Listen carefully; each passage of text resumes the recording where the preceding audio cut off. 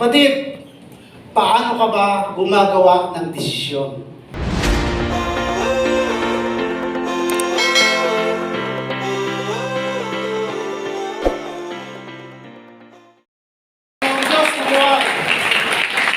So, salamat sa Diyos.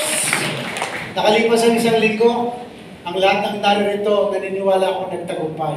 Amen ba? Yes. So, meron tayong mga first-time visitor po ba na andito, na ngayon lang nakadalo. We want to acknowledge. So, pwede po namin makita yung kamay. Yun! Welcome po! Kaya, God bless po sa inyo. At sana po, hindi ito yung una at uli. Tayo po ay laging magkikita dito sa tahanan ng ating Panginoong Diyos. Ang Unbreakable, meron din po silang announcement next week. Ako din, excited na. So alam niyo po, ang bawat sa atin, may kanya-kanya tayong mga sitwasyon at kalagayan sa buhay. No? Marahil, yung iba rito ay may mga magandang kalagayan na sa buhay dahil yung mithiin o pangarap ay nakamtan nila ngayon. Marahil yung iba, kontento na sa buhay kung anong meron sila dahil sila naman ay may Panginoong Diyos. Marahil yung iba ay umiiyak dahil iniwanan ang kanyang mahal sa buhay. O na-bankrupt ang negosyo. No? O may mga pangit na problema. So, wala namang magandang problema eh. Yeah. Okay, so kapatid, whatever your situation we have now, successful, in pain, or struggling, the conclusion of the matter is who and what we are today are because of the decision we made yesterday. Ito tayo ngayon.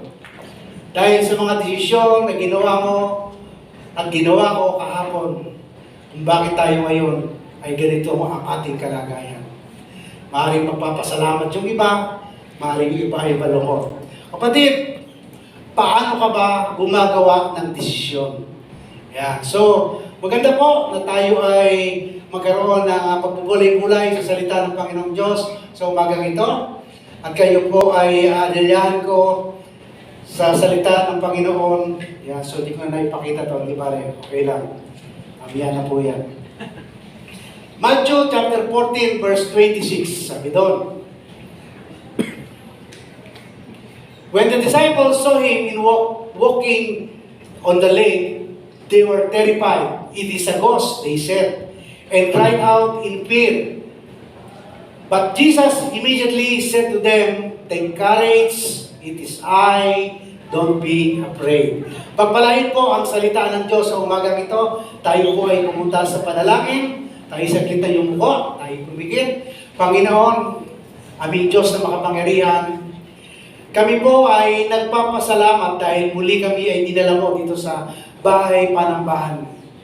Upang ikaw ay aming makaniig sa pagsamba, upang kami makapagpasalamat, makapagpuri, at upang ihayag ang iyong kabutihan sa bawat buhay namin. Kami ngayon ay narito dahil nais namin mapagpala kami ng iyong banal na presensya, ng iyong banal na salita. Nawa ko Diyos sa bawat mensahe na pakinggan namin, ikaw ang marinig at ikaw ang makita at ikaw ang maitaas. Mapagpala po ang bawat sa amin ngayon as we meditate on your word. Salamat po. Ito pong aming dalangin sa pangalan ni Jesus. Amen and amen. So ano po ba ang topic na gusto nating pag-aralan? Ito po yung gusto nating pag-aralan. It takes a storm to see God. So ano po ba yung background ng ating binasang teksto? Actually, this event, the walking of Jesus Christ in the water, occurs shortly after the miracle of the feeding of the 5,000.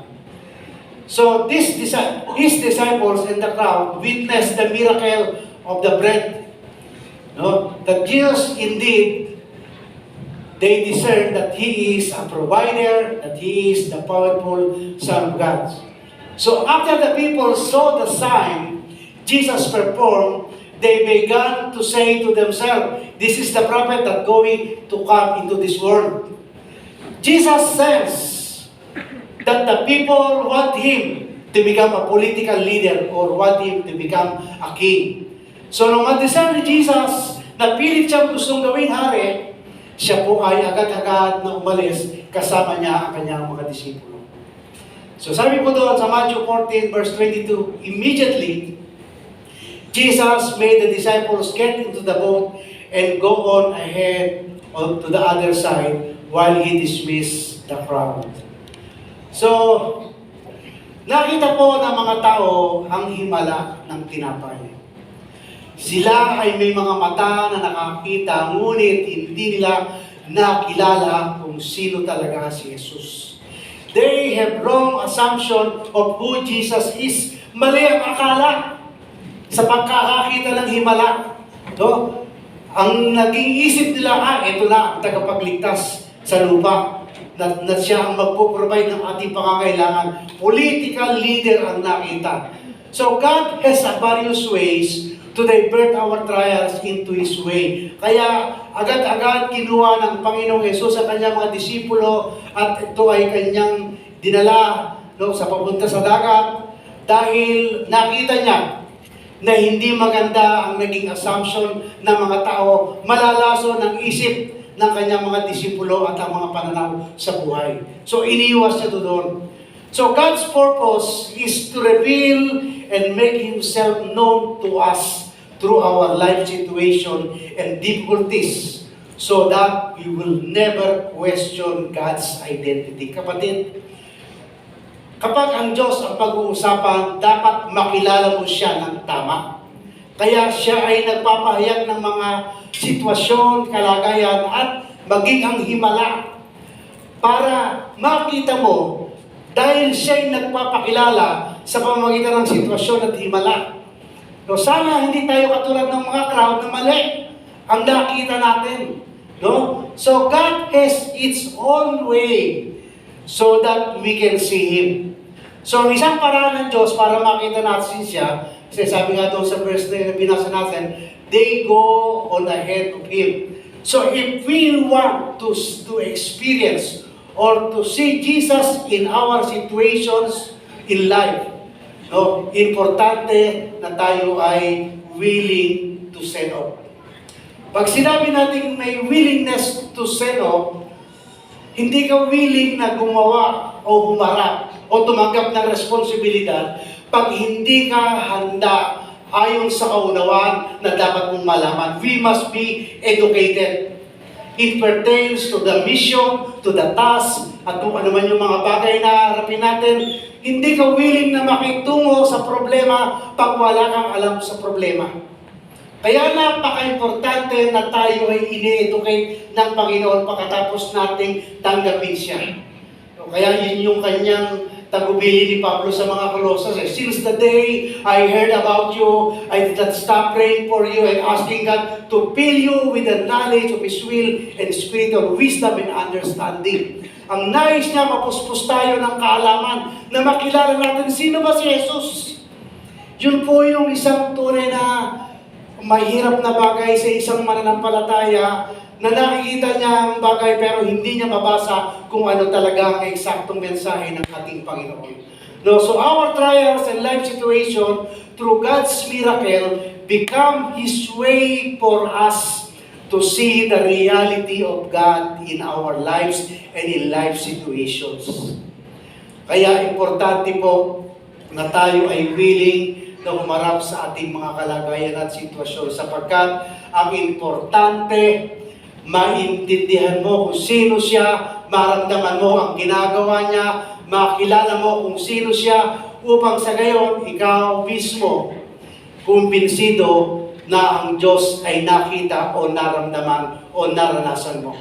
Para pag ikaw ay nagsalita sa tao, ang tao ay maniniwala dahil mabebless sila sa mga bagay na sinasabi mo dahil ikaw ay tunay na nakitungo sa mga problema ng buhay at totoong naranasan mo siya.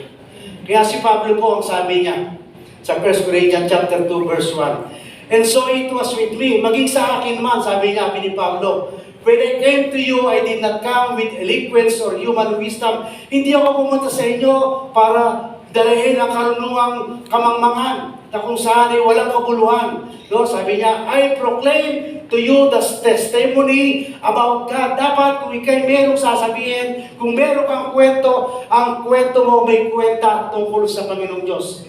Ang sabi niya, my message and my preaching were not with wise or persuasive words, but with the demonstration of the Spirit's power, so that your faith might not rest on human wisdom, but on God's power, para ang tao sumampalataya sa Diyos at ilagak sa Diyos ang pananampalataya. Tayo na nagsasalita patungkol sa Panginoon, dapat meron tayong naranasan sa Kanya at nakita mo siya ng iyong mukha na kung saan ay kumilos siya sa pamamagitan ng mga kalagayan at sitwasyon natin sa buhay.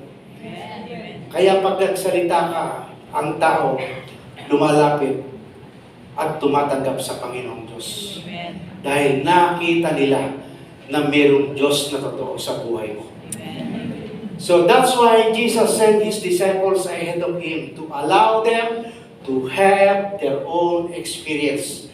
Dinala niya sa dagat, pinasakay niya sa bangka, kasi meron na siyang nasa isip niya na kung ano ang mga bagay na mararanasan ng disipulo.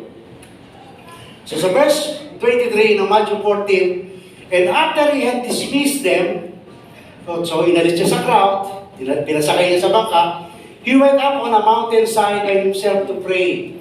Later that night, He was there alone. And the boat was already considerable distance from land. Medyo malayo na, natatanong niya na, pero doon na sila sa pampak, sa gitna ng dagat, no? Buffeted by the waves because the wind was against them. So the very good thing about God, ang maganda sa Kanya, when He sent us to the wilderness of trials, we are confident that He was over us in a distance. Ang Panginoon, pag isinugo niya tayo, siya ay nagmamasid. Tayo ay nasa Kanyang paningin. Minsan, hindi siya kumukurap para makita niya lahat ang bagay na ginagawa mo, masama man ito o mabuti. No? So, we are confident that He was over us in a distance, and He aid us faithfully with intercession without ceasing. Kaya napakasarap kapag alam mo na ang Diyos, kapag tayo ay pinahintulutan na tayo ay dumanas ng kalagayan at sitwasyon, bukod siya ay nakamasid, siya ay patuloy na nanalangin sa bawat sa atin. Kaya nga nung si Pablo, si Pedro ay susubukin ng kaaway, no? Ang Panginoong Jesus ay nanalangin sa kanya. Sabi sa Luke 22 verse 31, Simon, Simon, Satan has asked to sift you, all of you, as a wheat. But I have prayed for you, Simon, that your faith may not fail. Nananalangin ako, kung ikaw man ay liligligin o susubukan, sana ikaw ay magtagumpay.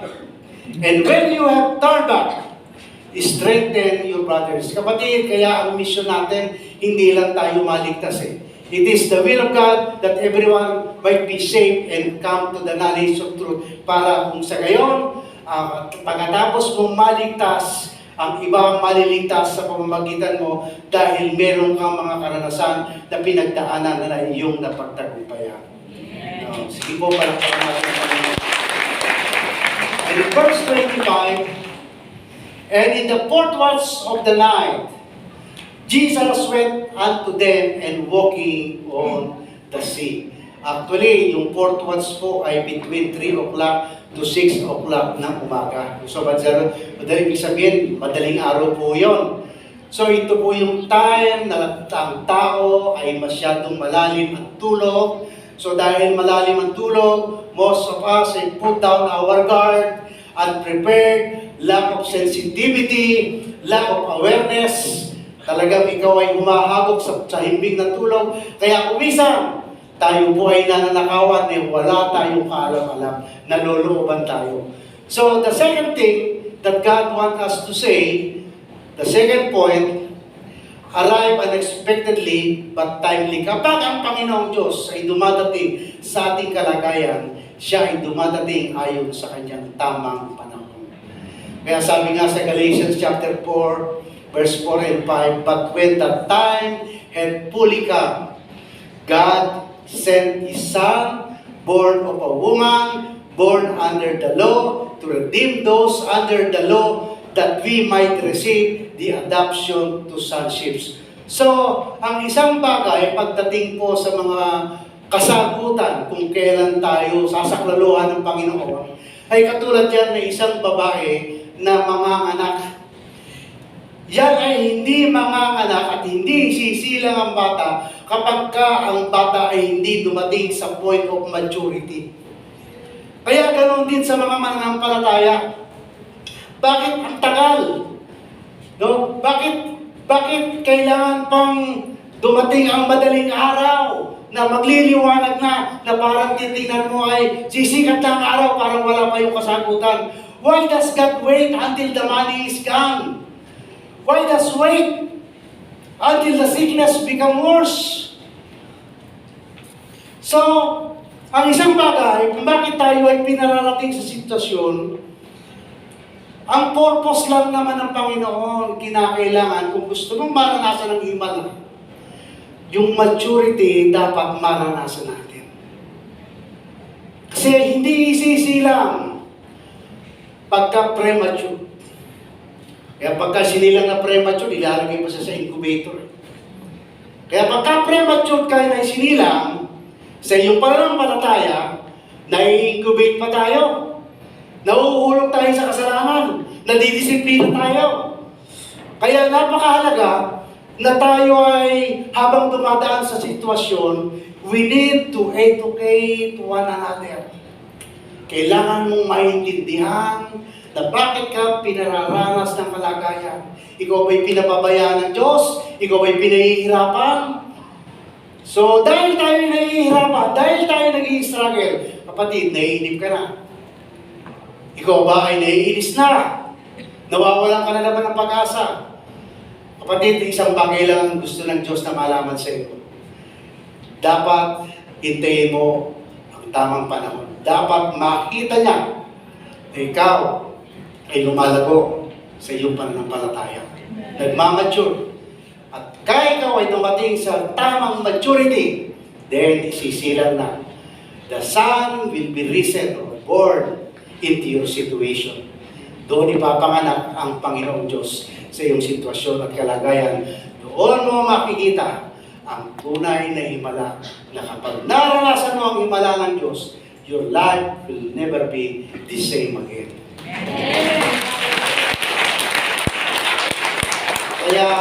Kaya dinidelay minsan, sabi nga niya sa Deuteronomy 8, verse 2, remember how the Lord your God led you all the way in the desert these 40 days, 40 years. No, bakit ba niya tayo pinararanas na matagal? Bakit nagtatagal? To humble you and to test you in order to know what was in your heart, whether or not you will keep His commands. Maturity does not depend on your memorization of your Bible verses. No, hindi po yan nasusukat ang maturity. Ang maturity, kinakailangan makita kapag ikaw ay dinala sa sitwasyon, paano ka nagre-react. Kaya sabi nga natin, malibang ang mangkok ay lumigwak, hindi mo malalaman kung ano ang nasa mo. Hindi mo malalaman ang sitwasyon, ang ugali ng isang tao kapag siya ay walang sitwasyon. Kaya pag tayo ay nasa sitwasyon, doon lumalabas po yung tunay na ugali kung sino tayo. If we are good or we have a worse attitude. No? Dinapadaan tayo ng Panginoon sa pagsubok. So it is God's permissive way that we experience trials and circumstances to come upon us so that He may know that the intention or motive of our hearts. Kaya yun lang po yung paraan ng Diyos para tayo ay makita sa ating totoong pagkatao. And in verse 26, when the disciples saw Him walking on the lake, they were terrified. No? Sila po ay natakot. It is a ghost, they said, and cried out in fear. But Jesus immediately said to them, take courage, it is I, don't be afraid. So ang intensyon po ng Diyos is to divert us in His own way. No, dalhin tayo ayon sa kanyang kaparaanan, sa kanyang plano. He uses our situation and circumstances to show that our trials were His ways. Kaya huwag kayong magugulat na ang sitwasyon na pangit ay dumadating. Meron siyang kaparaanan para mahayag ang magandang layunin niya sa ating buhay. Kaya lang, ang kaparaanan ng Diyos, hindi natin kaparaanan.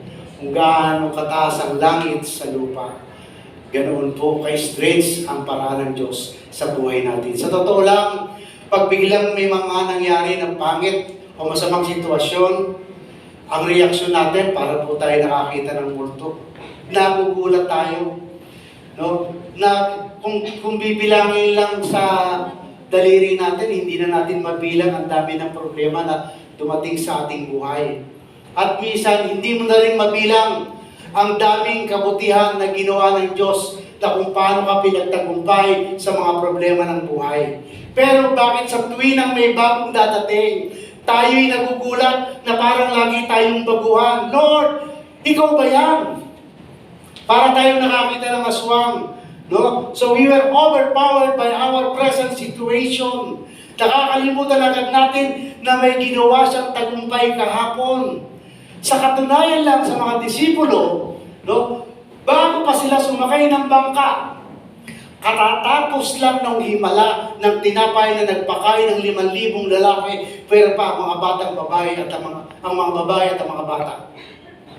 Sabi nga doon sa Mark 6:51 and 52, then He went up into the boat to them. And the wind ceased, nang tumigil lang hangin, they were greatly amazed in themselves beyond measure. Hindi nila mapagtanto ang mga bagay na nangyari. Na kung paano nakita nila si Jesus lumalakad sa tubig. No? For they had not understood about the laws because their heart was hardened. Nakalimutan nila yung tinapay nasa bangka, na pagkatapos na gumawa ng himala, na nagpakain sa 5,000, dala-dala nila yung sumobra. Nasa bangka, andun yung sa harap niya. Nung may mga nangyayari himala, biglang masama agad yung reaksyon na para bang kahapon, walang nangyaring maganda na ginawa ang Diyos, na parang napakasama ng Diyos sa buhay natin. Na tuwing may mangyayari, ang pangit ng ating reaksyon, masama ang loob natin, wala tayo sa isip, nawawala tayo sa tamang sirkulasyon ng pananampalataya. Na parang hindi tayo mananampalataya kung minsan kung mag-react. Minsan pag nakakabaga ka o nakakadisgrasya ka, minsan makikipagtalo ka pa sa kalye, parang hindi ka Kristiyano. Hindi mo alam. Pinaligwak lang yung ugali mo para makita ang tunay na pagkatao mo. Kaya pag nakita mo yung tunay na ugali mo, mapapansin mo yung sarili mo na, yan, nasigawan ko yung tao, pinagalitan ko. Kaya, yung pong loaves, that represent the victory of tomorrow. Pinapaalala sa iyo, ayan sa harap mo. Katatapos na lang gumawa ng himala. Ngayon, dinala ka lang sa isang level ng sitwasyon, itinataas lang ng antas ng Diyos ang pagsubok mo dahil ipopromote ka pa niya. May mga bagay pang gusto ibigay na mas malaki. Pero bakit parang walang ginawang mabuti ang Diyos kahapon? Nakalimutan mo agad. Kaya naman, dahil nakalimutan mo, wala ka ng paglakad sa tamang pananampalataya. Actually, that is your trophy and crown yesterday. Kaya napaka-importante na kapatid, maiintindihan natin na ang kahapon, nangyari yun, kung nagtagumpay ka, it means to say, kapag may nangyari po uli ngayon sa kasalukuyan, i-benchmark mo yun. Kung kahapon, pinagtagumpay niya ako, bakit hindi ngayon? Hebrew 13:8, Jesus Christ is the same yesterday, today, and tomorrow. Hindi siya magbabago. Ang nagbabago lang ay yung level ng iyong pagsubok. Dahil bakit? Yung maliit na tinanggap mo ngayon, gusto niya, doblihin niya. At para tumanggap ka ng siksik, liglig, umaapaw. Liglig lang po, at taas. Yung kapasidad, dinadagdagan lang. Kasi bakit alam niya, kaya mo yun. Dahil siya din naman ang gumagawa ng paraan. Di ba? Actually, yung perang hawak mo ngayon, hindi naman galing sa iyo yan eh. Galing sa kanya. Pinahawakan lang sa iyo eh. Pero ngayon sabihin niya, sige nga, bigyan mo yun, balik mo yan sa akin. Parang nangihinayang na tayo magbalik. Eh, hindi mo alam, pinahawakan lang sa iyo yan. Pero ayon sa binibigay mo, sukat na yon para ibalik niya sa iyo kung ano yung nararapat na sukat na dapat mong tanggapin. Yan. So, sabi daw, verse 28, Lord, yan, si Pedro po, if it is you, Peter replied, tell me to come to you on the water. So the third thing, the third principle, kung paano kumikilos ang Diyos sa ating buhay, sabi doon, yielding life's test led us to recognize God's act. Kung paano tayo tutugon sa ating mga pagsubok, isang paraan para makilala mo ang Panginoong Diyos. Kung paano siya gumagalaw sa buhay mo. Kaya si Pedro, mapansin mo, sabi niya, Lord, ikaw ba yan? So ano ibig sabihin ni Pedro? Peter's statement signifies that he had struggled in identifying the Lord Jesus Christ. Hindi na mabalaan, Lord, ikaw ba yan? Lord, kung ikaw yan, sabi niya doon, tell me to come. Anong ibig niya sabihin? That's why he comes to the point of analyzing, gathering information before he makes a major step or decision. Kaya kung minsan, to make a major decision, gumagamit tayo ng statistics. Nag-gather tayo ng information, nag-analyze, dinidescribe, then we will come to the conclusion, ito na yung solution, gusto kong gawin, ito na yung decision ko, ito na yung choice ko. Siya na yun. So, Peter is very nag-iingat siya. Very careful sa kanyang gagawin. Kasi, isang hakbang na mali, it is a matter of life and death to minsan. Isang maling desisyon, minsan, pagsisisi habang buhay. Parang pag-aasawa. Kung ikay magpapakasal, dahan-dahan ka. Kailangan mag-gather ka ng data. Sino ba itong taong ito? Mabait ba ito? Ito ba'y may Panginoong Diyos? Mahal niya ba ang Diyos ko? Ito ba'y may hanap buhay? Kapatid, hindi basta ang pagdidesisyon. That's why we need to educate ourselves. Even the food that we are about to partake. Alam niyo ba? Kukunti ang namamatay sa gutom, pero mas marami ang namamatay sa kain. Totoo yan. It became my conclusion na ako po ay nasa sitwasyon na mayroong karamdaman. Na ang gamot at ang pagkain, nag-aaway na. Hindi sila nagkakaroon ng unification sa bawat isa. Hindi nagkakasundo ang pagkain at ang gamot. Nagiging laso na ang pagkain. Kaya yung buffet, ingatan niyo yan. Tinutokso lang niya kayo na parang akala mo gusto mo lahat makakain mo siya. Hindi siya makakain lahat. Dahil hindi siya magkakasya. Tako mata ang tawag. Kaya wrong move of your life, bisan dadalhin tayo sa isang desisyon na pagsisisihan natin habang buhay. And then in verse 29, come, he said. Then Peter got down out of the boat, walked on the water, and came toward Jesus. In that very moment, while Peter was in the midst of the storm, staying in the boat was not a safe place for him because Jesus was not in the boat. Instead, the safe place for him is to be in the place where Jesus is. Jesus is in the water. So, mas safe, nasa tubig siya pumunta kaysa nasa bangka siya. Anong ibig sabihin? Kung saan naroroon ang Diyos, dapat na andoon ka rin. Amen. Kaya sabi niya, sige po, palakpakan natin yung kami. Kaya sabi niya sa Psalms 91, He who dwells in the secret place of the Most High shall abide under the shadow of the Almighty. I will say of the Lord, He is my refuge, my fortress, my God, in whom I will trust. Kaya the safest place is the presence of God. Kasi minsan, nagtatangka tayo na pumunta sa isang lugar na kung saan ay mayroong naghihintay na malaking opportunity sa atin. Minsan ako po ay nakatanggap ng offer. Inalo ko uli sa ibang bansa. Hindi ko alam, Lord, ikaw ba ito? Sa iyo ba galing to? Sabi ko, kung ako ay dadalhin mo sa ibang bansa, at ako na lamang mag-isa, ayoko na. Dahil ayoko nang mapalayo sa aking pamilya. Dahil hindi mo kalooban ng mag-asawa ay magkaiwalay. Yes. Amen. So pinanalangin ko yun. Alam niyo, sagot sa akin ng Panginoon, Genesis chapter 12, verse 1 and 2, malinaw yun. Iwanan mo ang iyong bayan at ang iyong tahanan, at pumunta ka sa lugar na kung saan ay ipapakita ko sa iyo ang lupa'y masagana. At pagpapalain kita doon at magiging pagpapala ka sa buhay ng marami.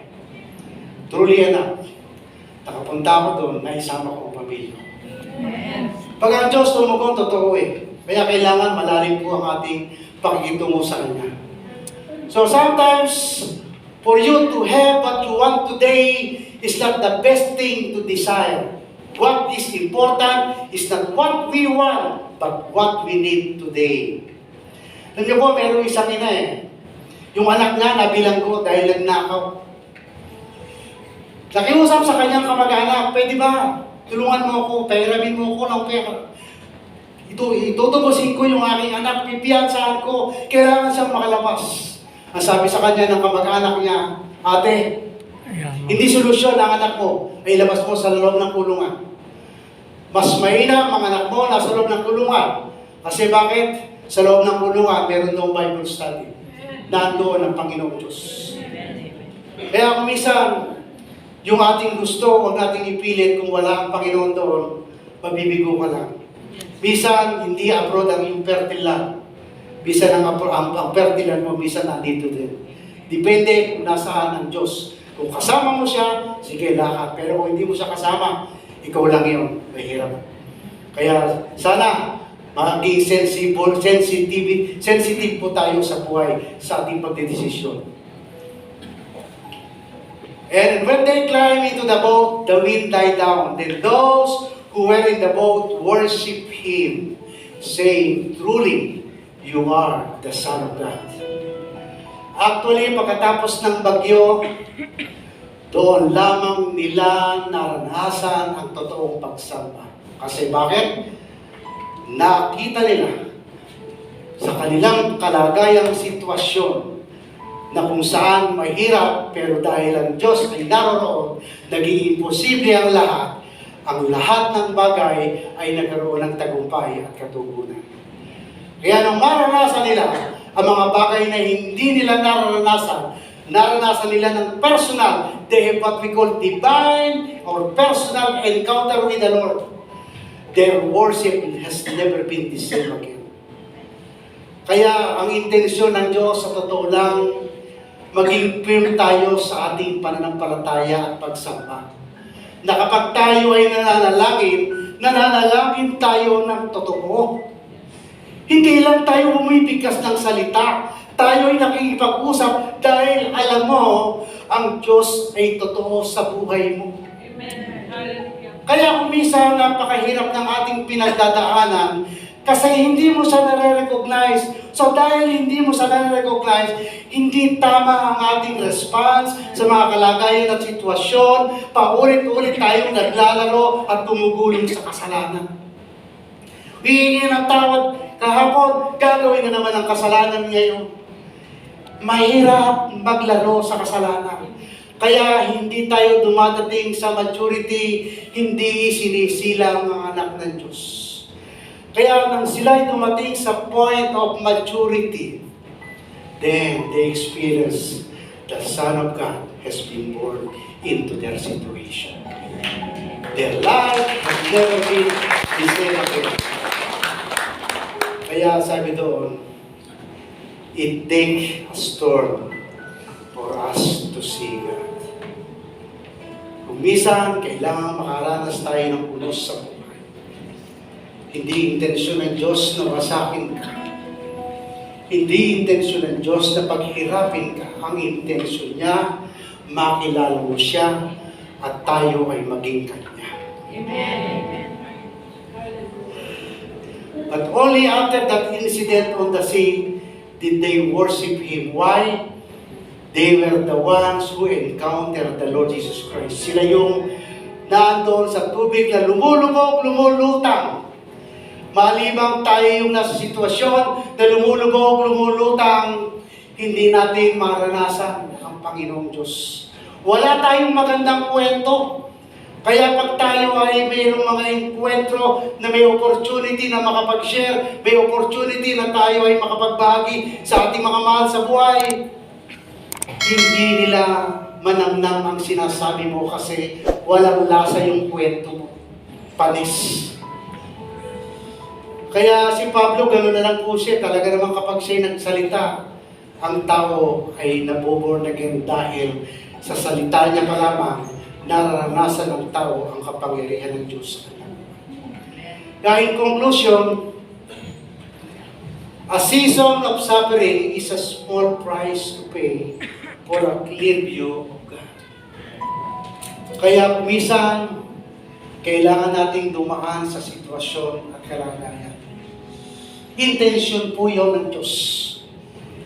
So kapatid, meron ka bang health issue na ngayon ay may nararanasan ka?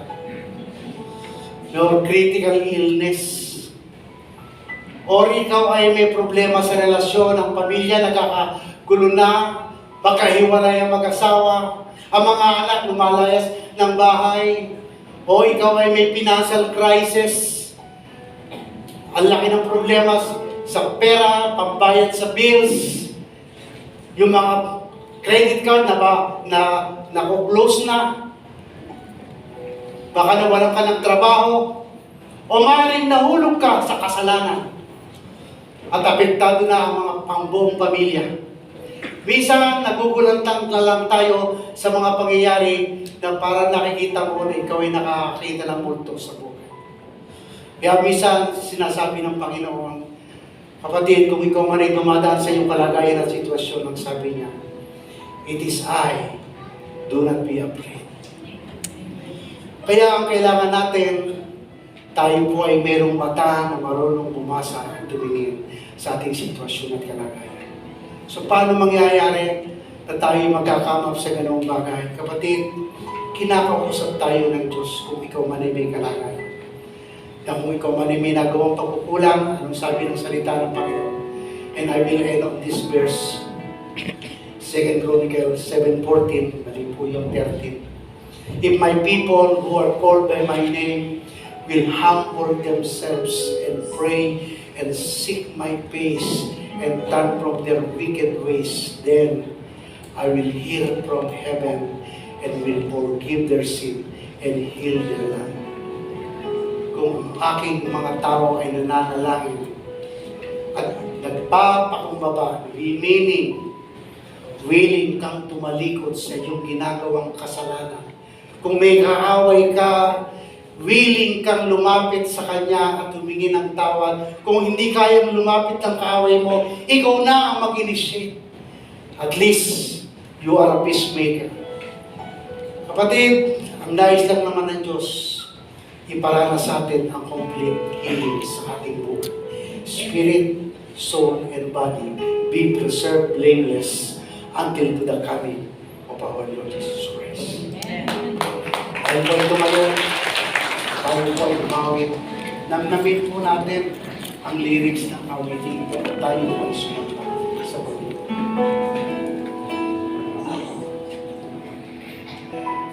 Yes, O Lord God, ito po ang aming panalangin. Sa kabila na kami may mga pagkakamali o pagkakasala, o kung kami man ay nahulog sa mga kasalanan, At kung kami man ay may mga pangit na kalagayan o sitwasyon, Panginoon, kami nagpapakumbaba na lumalapit kami sa ngayon. Nais namin makaranas ng kagalingan sa aming espiritu, sa aming kaluluwa at sa aming katawan. At nais namin, Panginoon, na Ikaw ay maranasan at makita ka sa aming mga sitwasyon at kalagayan. Linisin mo kami sa aming mga pagkakasala, sa aming buhay, at gamitin mo kami para Ika'y makita at maluwalhati at mamapurihan at masamba maging sa bawat buhay namin, Panginoon. Salamat sa iyong mensahe. Ito po ay dadalhin namin. Isang bagay na kung saan ang pagsubok ay ginagamit mo upang patuloy namin makita ka. Upang patuloy namin maranasan ka. Panginoon, tunay nga, you are the awesome and powerful God. Panginoon, salamat din po sa mga tinatanggap namin kaloob. Salamat, pinagpapala mo kami. At ang lahat ng ito ay tinataas namin sa iyo na ito'y gamitin mo para sa iyong kapurihan at patuloy na pagpapalawak ng iyong karya at upang marami pa ang tunay na makakilala at sumamba sa iyo, Panginoon Diyos. Lord, and as we depart from this place, ingatan mo kami. Ilayo mo kami sa anumang sakuna at patuloy mo kami gabayan sa aming paglabas hanggang sa aming pag-uwi. At patuloy mo kami, Ama, na gamitin sa buhay at pagpalain pa at maluwalhati ka sa bawat sa amin. Ito po ang aming sabi na lang sa pangalan ng Ama, ng Anak, at ng Banal na Espiritu Santo, at ang lahat ay magsabi na Amen. God bless po. Mahal tayo ng mapayapa.